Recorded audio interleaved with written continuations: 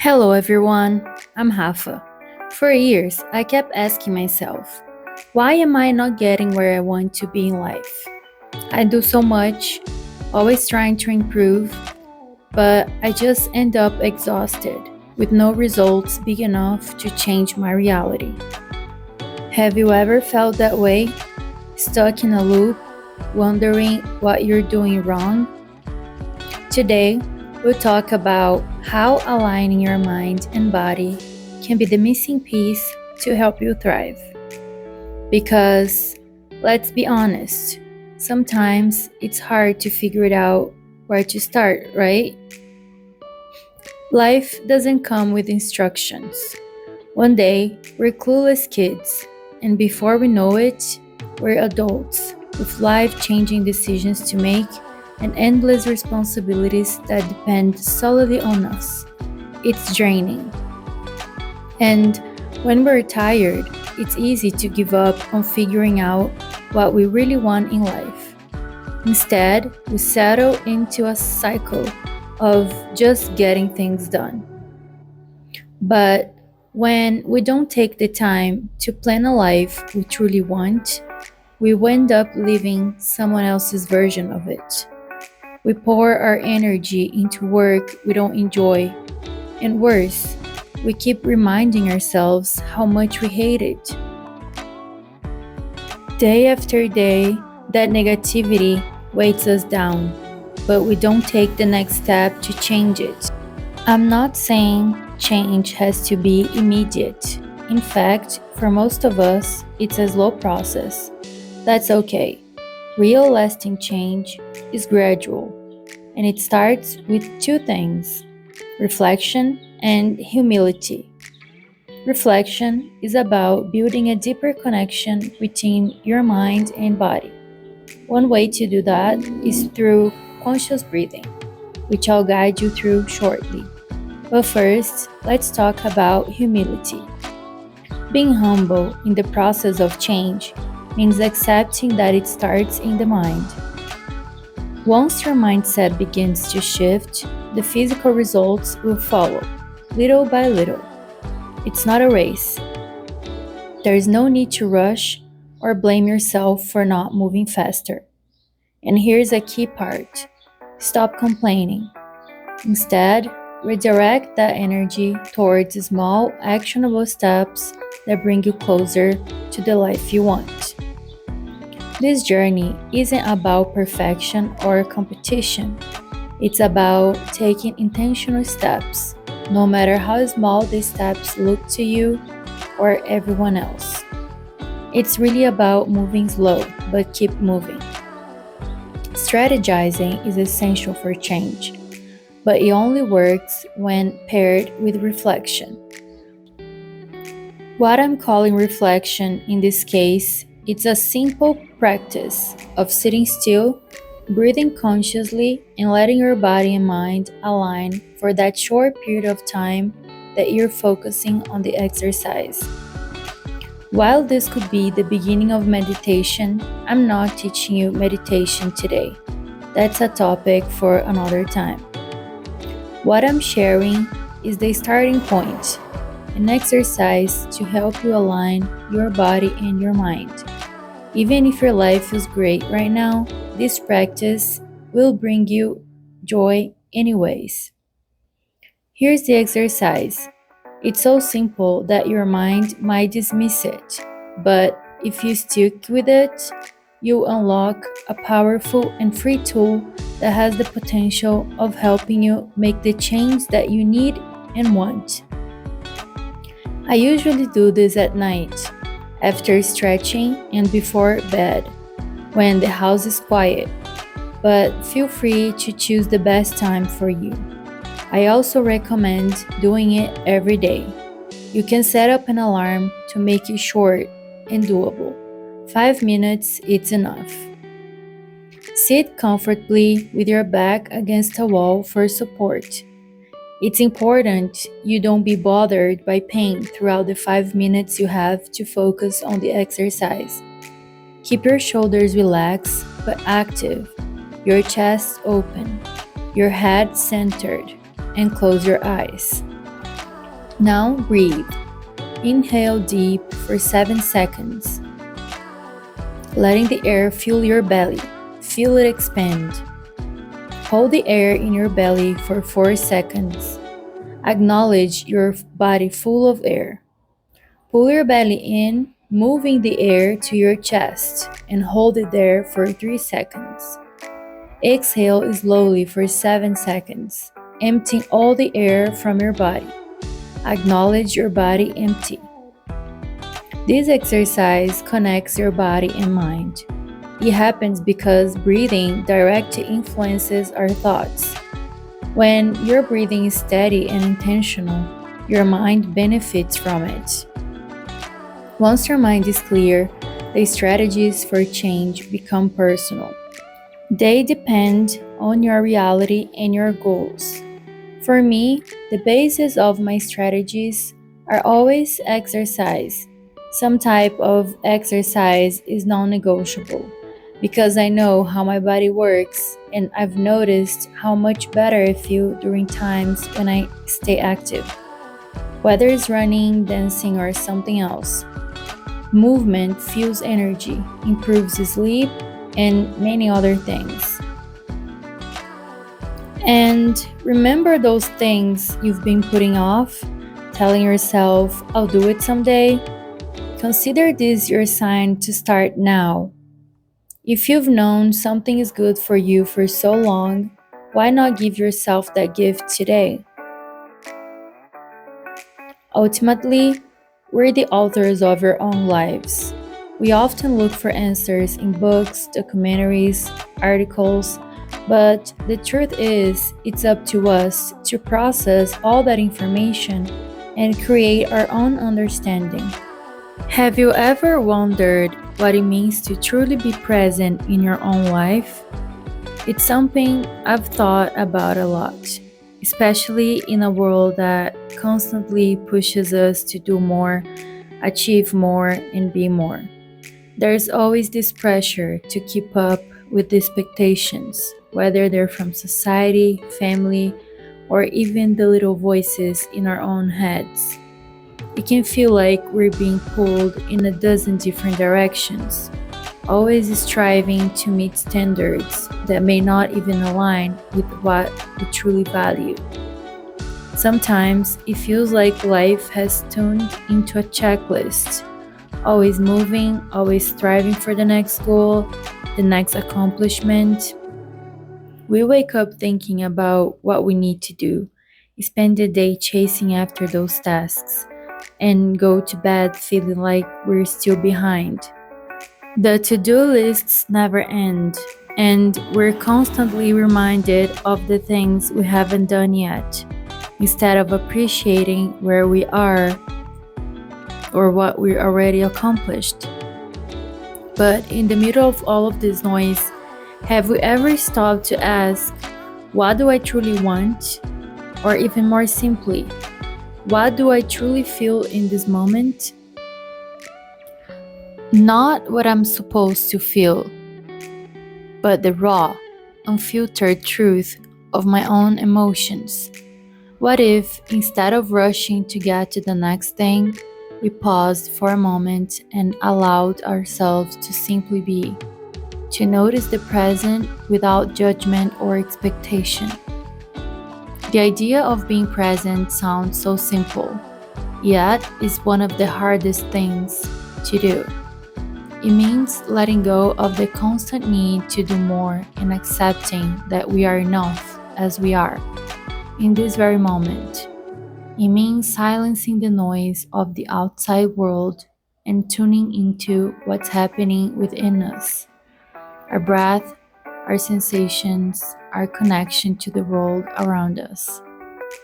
And when we do that, even for a moment, something shifts. Life stops being a race, and instead, it becomes something we can actually feel and live. That simple act of focusing on our breathing we did may have felt small, but it's one of the most profound ways to ground yourself. In those moments, your mind wasn't caught up in the past or spiraling into the future. It was here, present, riding the gentle rhythm of your breath. Each inhale brought you closer to clarity. Each exhale let go of some of the weight you might have been carrying. Breathing exercises like this may seem ordinary, but their power lies in the simplicity. When we consciously breathe, we remind ourselves of something fundamental. We are alive, here and now. That awareness alone can create space within us, space where peace can grow and where we can hear our thoughts without judgment. It's a way of pressing pause on the endless noise of expectations and simply allowing ourselves to be. This exercise isn't about mastering your breath or doing it perfectly. It's about returning to yourself. It's a reminder that peace is something we can create. It's within us, moment by moment, breath by breath. And while life often pulls us in every direction, these practices are like anchors, keeping us steady in the present and helping us throughout the way. Pleasure, in its simplest form, is the sensation of being fully alive in a moment. It's the warmth of the sun on our skin, the sound of a gentle breeze, or the feeling of breath flowing smoothly in and out. In this breathing exercise, we're not just focusing on calming ourselves down or centering our minds. We're also tuning in to the pleasure of our own existence. When we slow down and pay attention to our breath, we connect with something deeply pleasurable, the natural rhythm of life. It's the purest form of pleasure, one that doesn't demand anything from us. By breathing deeply, we allow ourselves to feel that pleasure in our body, to savor the present moment without rushing toward anything else. This reminds me of a poem by Alberto Caeiro, one of Fernando Pessoa's heteronyms. Caeiro believed that to truly connect with the world, we must experience it through sensations, not through logic. He rejected reason as a tool for understanding and instead embraced spontaneity and simplicity, focusing on the peace found in being present with nature and ourselves. The poem I'm thinking of is The Keeper of Sheep, 1925. It embodies his philosophy and a beautiful example of his connection to nature and the world around him. Here's the full poem, The Keeper of Sheep by Alberto Caeiro. I've never kept flocks, but it's like I've kept them. My soul is like a shepherd. It knows the wind and the sun, and it walks hand in hand with the seasons, following and seeing. All the peace of nature without people comes and sits at my side. But I get sad as the sunset is in our imagination when it gets cold down in the plain, and you feel night coming in like a butterfly through the window. But my sadness is quiet because it's natural and it's just, and it's what should be in my soul. When it already thinks it exists and my hands pick flowers and my soul doesn't know it, like the sound of sheep's bells beyond the curve of the road, all my thoughts are peaceful. I'm just sorry about knowing they're peaceful, because if I didn't know it, instead of them being peaceful and sad, they'll be happy and peaceful. Thinking makes you uncomfortable, like walking in the rain when the winds get stronger and it seems to rain more. I don't have ambitions or desires. Being a poet isn't my ambition, it's my way of being alone. And sometimes, if I want to imagine I'm a lamb, or a whole flock spreading out all over the hillside so I can be a lot of happy things at the same time, it's only because I feel what I write at sunset, or when a cloud passes its hand over the light and silence runs over the grass outside. When I sit and write poems, or walking along the roads or paths, I write poems on the paper in my thinking. I feel a staff in my hand and I see my silhouette on the top of a knoll, looking after my flock and seeing my ideas, or after my ideas and seeing my flock. With a silly smile, like when you don't understand what somebody's saying, but you want to pretend you do. I greet everyone who reads me. I tip my wide hat to them when they see me at my door, just as the stagecoach comes to the top of the hill. I greet them and wish them sunshine or rain when they need rain, and that their houses have a favorite chair where they sit reading my poems by an open window. And when they read my poems, I hope they think I'm something natural. The ancient tree, for example, where they sat down with a thump in the shade when they were kids, all worn out playing, and whipped the sweat from their hot eyebrows with the sleeve of their stripped cotton smocks. Caeiro's poem captures the beauty of letting go of overthinking and simply being. He embraces the natural flow of emotions and experiences, allowing his thoughts and sensations to exist in harmony without interference from rational thinking. In his world, there is no need to strive for something more. Peace comes from being in tune with the moment, with nature, and with oneself. In my experience, peace is not something we find in doing everything we think we need to do, but rather in doing what truly brings us joy without being swayed by the expectations around us.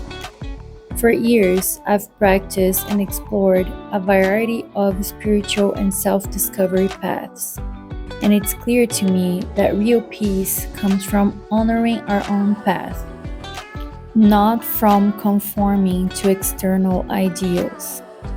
Alberto Caeiro's poem speaks to this idea of living in harmony with nature and oneself, and letting go of the pressures of the world. In it, Caeiro illustrates the peace of simply being, of walking with the rhythm of life and doing what he likes to do, which is writing and observing, feeling, spending time and experiencing his own experiences. His words echo a concept I've learned in my own journey. That peace is something we find within ourselves when we do what we love and not what the world expects of us. When we learn to quiet the noise of external demands, we can reconnect with our true essence and experience life through the purity of our senses.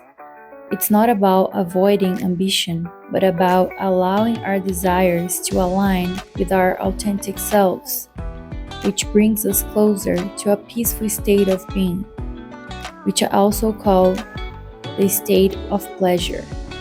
When we stop overthinking, it's when we find our way to our own happiness. This is exactly what we're aiming to do in this video and breathing exercise, aligning our mind and our body so they work together, not against each other, so we can achieve a sense of peace, clarity, and pleasure if we start going towards our own desires. It isn't easy and it will take time, but as soon as you start, the sooner you will understand the answers are simple. They all point back at you. Thank you so much for being here. This original painting is available for sale along with prints, and I also take commissions. You can find all the details on my website, Link is in the description. To get a behind the scenes look and stay updated on what I'm working on, be sure to sign up for my newsletter. If you enjoyed this video, hit the like button, share it with someone who might need to see it, and subscribe so you don't miss future content like this. See you soon. Bye.